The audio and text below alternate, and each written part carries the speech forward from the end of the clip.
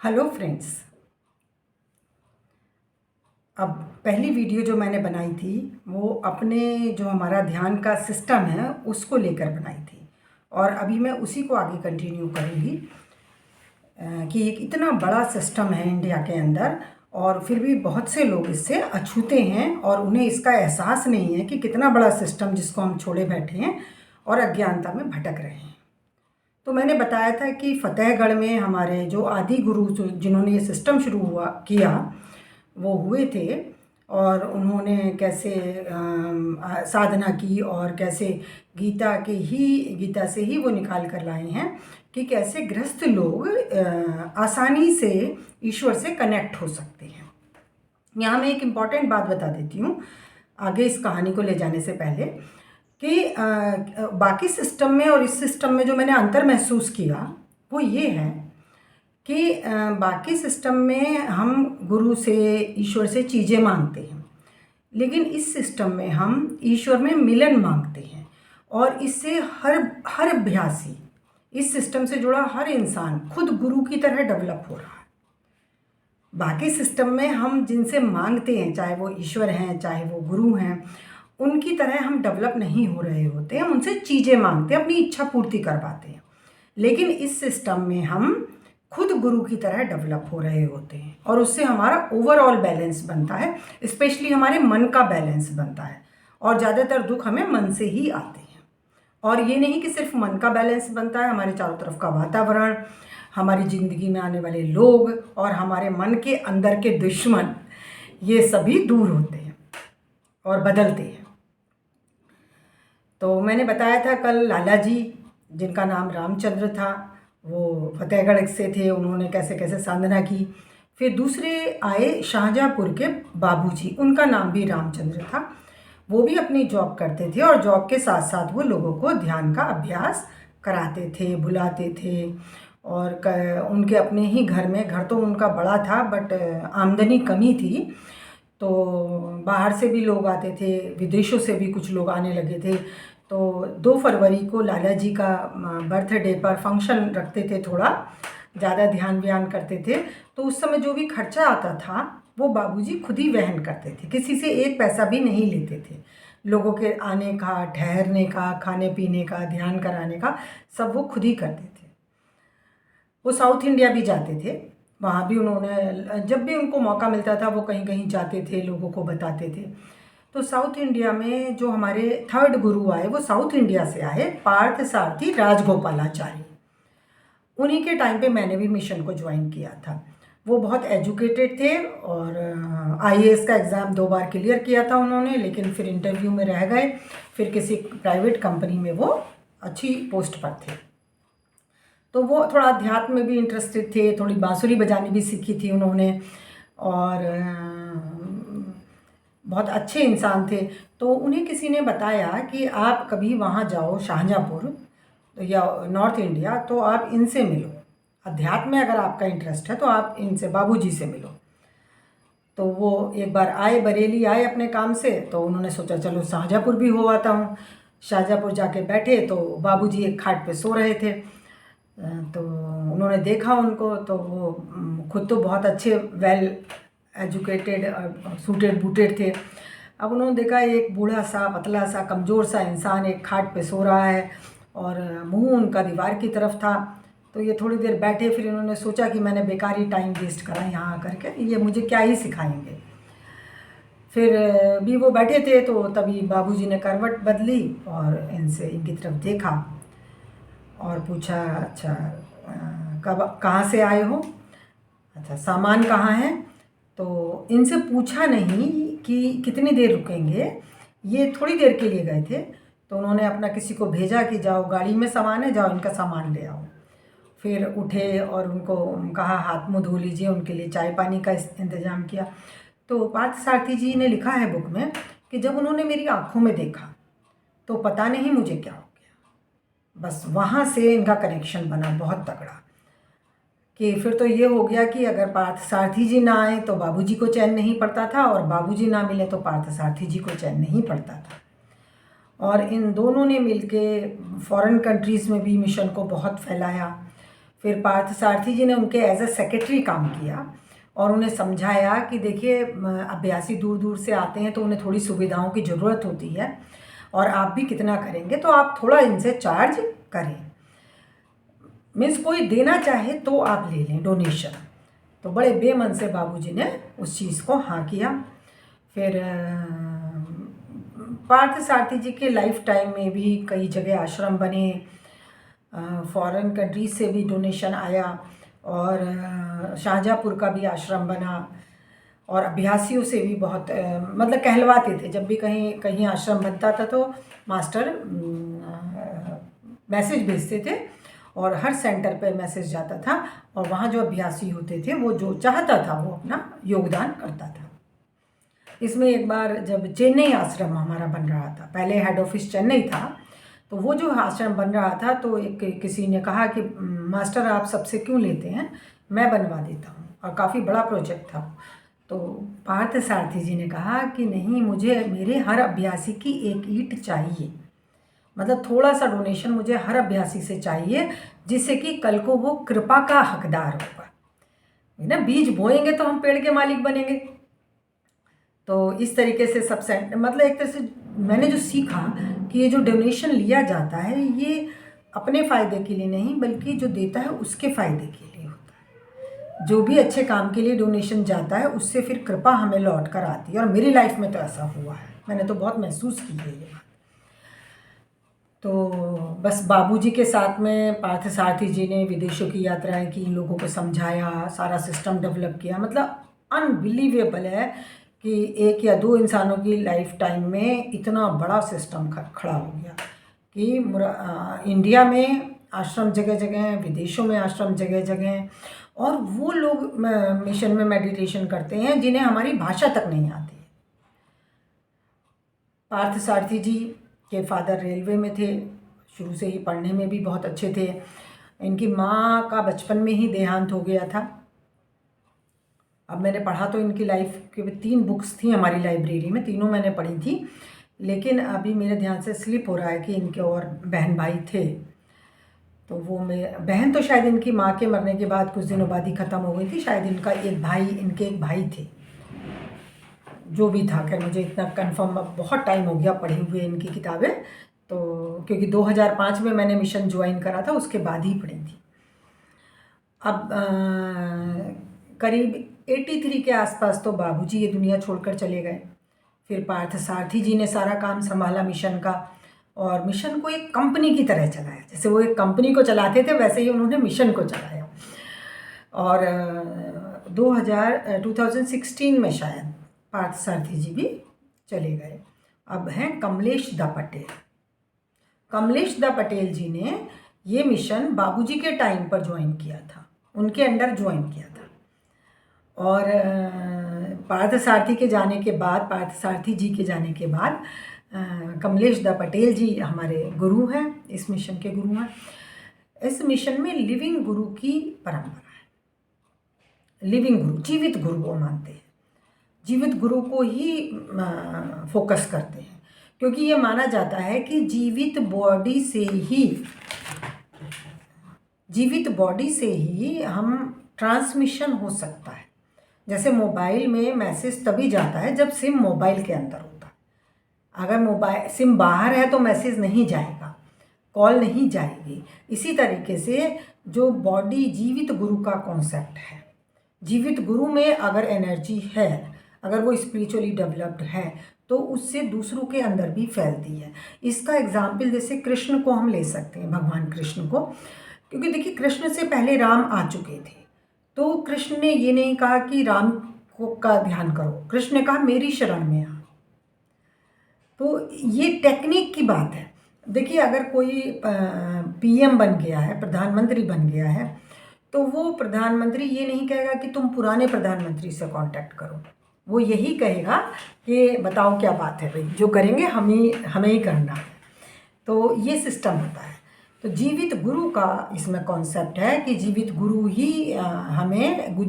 से ही हमें ईश्वरीय एनर्जी आ सकती, और आई है। मैं भी शुरू में पार्थ सारथी जी को नहीं मान पा रही थी, मैं लाला जी को फोकस कर रही थी। तब मुझे बताया गया कि नहीं, जीवित गुरु को ही मानना है। और मैं तो बिल्कुल भी एक्सेप्ट नहीं कर पा रही थी। फिर जब लोगों ने मुझे बताया, मिशन के लोगों ने कहा आप करके देखिए, आप पार्थ सारथी जी से कोई बात करिए, मन में रिक्वेस्ट करिए या कुछ देखिए, तो मैंने कई बार अनुभव किया कि जो मेरे मन की इच्छाएं होती थी तो मैंने कई बार सपने में देखा और कुछ कुछ ऐसे अनुभव हुए। फिर मेरा बहुत ज़्यादा फेथ हो गया था पार्थ सारथी जी पे। एक बार मैं गई थी शाहजहाँपुर ट्रेनिंग प्रोग्राम होता है अभ्यासियों के लिए, 5 दिन का ट्रेनिंग प्रोग्राम था। मैं उसको ज्वाइन कर रही थी, वहाँ क्लासेस चलती थी और पूरे दिन हमारा रूटीन एक रहता था। उसमें एक्टिविटीज़ भी कुछ हम लोग करते थे। वहाँ पे एक बार बड़ी अच्छी एक्टिविटी थी, वो बहुत डिफरेंट थी कि शाम को आधे घंटे का होता था गोल्डन साइलेंस। गोल्डन साइलेंस मतलब कि आप कहीं भी बैठे हैं, किसी के भी साथ बैठे हैं, बाहर बैठिए, जहाँ चाहें आंखें खोल के रखिए, लेकिन कोई उस आधे घंटे में कोई कुछ नहीं बोलेगा। तो ये गोल्डन साइलेंस मैंने वहाँ पहली बार अनुभव किया। इस तरह से सुबह के 5 बजे से रात के करीब 10 बजे तक हमारा पूरी एक्टिविटीज़ चलती रहती थी। तो वहाँ मैंने देखा एक प्रोजेक्टर पे पार्थ सारथी जी की फ़ोटो लगी हुई थी और वो मेरी तरफ देख रहे थे। हाँ, लगता है ये फ़ोटो में सबको कि हमारी तरफ देख रहे हैं।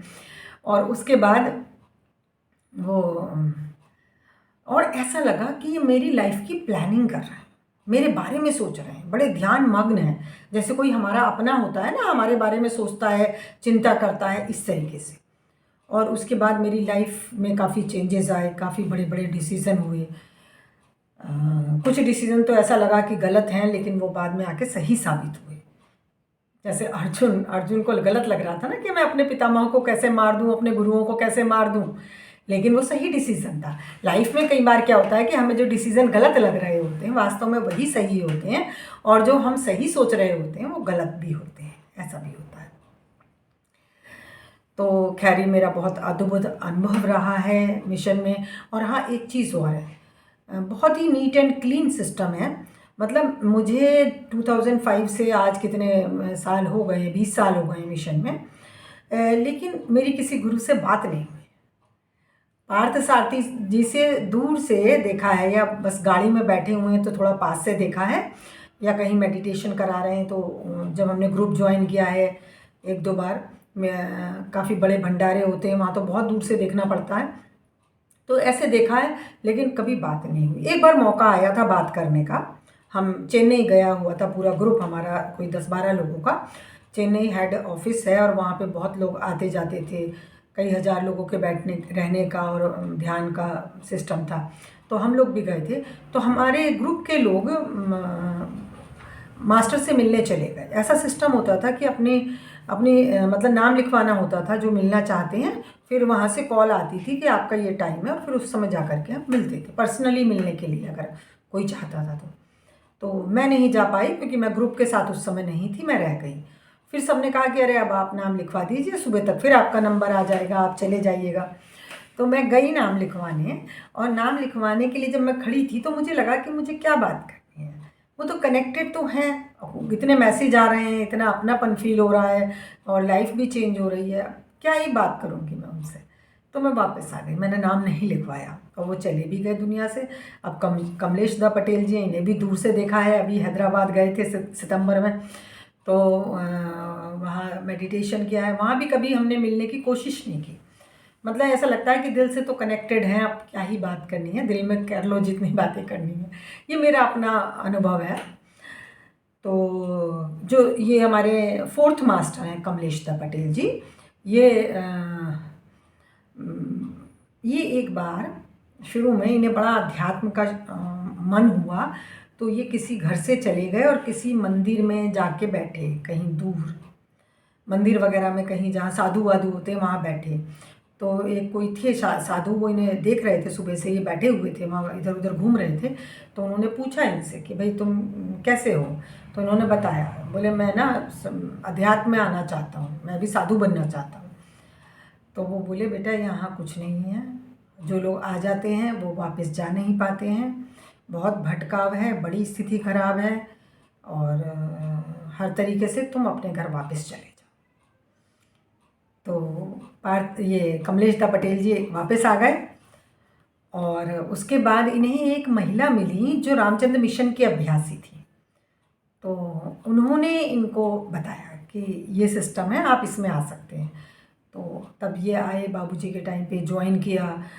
काफ़ी अच्छे पढ़े लिखे हैं कमलेश दा पटेल जी भी। इनकी फार्मेसी थी न्यूयॉर्क में, शायद अब्रॉड ही थे ये। फिर अपना अभ्यास चल रहा था इनका। तो फिर ये जब पार्थ सारथी जी की तबीयत काफ़ी ख़राब रहने लगी तो पार्थ सारथी जी ने इनको बोला कि आप वापस आइए और आप अब मिशन का काम संभालिए। देखिए, ऑल ओवर इंडिया इतने अभ्यासी हैं, ऑल ओवर वर्ल्ड इतने अभ्यासी हैं, उनमें से छांट के मास्टर ने, पार्थ सारथी जी ने कमलेश दा पटेल जी को मिशन का कार्यभार संभालने के लिए बोला। और तब से वो कार्यभार संभाल रहे हैं और देख रहे हैं कि लाला जी ने थोड़ा सा किया, बाबूजी ने उसे काफ़ी आगे बढ़ाया, पार्थ सारथी जी ने बहुत आगे बढ़ा दिया और कमलेश दा पटेल जी ने तो बहुत बहुत बहुत आगे बढ़ा दिया। हैदराबाद का जो आश्रम बना है, बहुत बड़ा आश्रम है, बहुत हरियाली है। जहाँ पहले पथरीली ज़मीन थी वहाँ उन्होंने पेड़ लगाए और बहुत अच्छा सिस्टम डेवलप किया। ऐसा लगता है जैसे कृष्ण ने जैसे द्वारिका बसाई थी ना अपनी, कि कृष्ण की द्वारिका है। बहुत अच्छा सिस्टम है वहाँ, अनबिलीवेबल है। लाखों लोगों के रहने का इंतज़ाम और अलग अलग इनके वो जोन बने हुए हैं और हर तरफ से आकर के बीच में जो मिडिल में मेडिटेशन प्लेस है उसमें ओपन रूफ्स हैं, बस ओपन है वो बाकी, और नीचे सब बढ़िया चेयर्स वगैरह लगी हुई हैं और हर तरफ से दिखता है, प्रोजेक्टर लगे हुए हैं बड़े बड़े और बहुत अच्छा सिस्टम है। लाखों लोग बैठ के एक साथ मेडिटेशन कर सकते हैं वहाँ पर। और सेंटर में मास्टर का प्लेस, स्टेज वगैरह रहता है, वहाँ से और भी प्रोग्राम होते रहते हैं। तो यहाँ ये सब बताने का मतलब है लोगों को का बिलीफ लेवल हाई करना, कि मतलब ऐसा नहीं है हम बहुत बड़े सिस्टम में हैं और हर कोई कर सकता है। यह अध्यात्म इस सिस्टम के थ्रू हर किसी के लिए उपलब्ध है। घर में अपने बच्चों को पालते हुए जरा से 5-10 मिनट आधा घंटे से शुरू करके आप इसमें डेवलप हो सकते हैं। और ऐसा नहीं है कि बाद में भी आपको बहुत ध्यान करना है, बस आपको अपनी इच्छा बदलनी है कि मेरा ईश्वर में मिलन हो।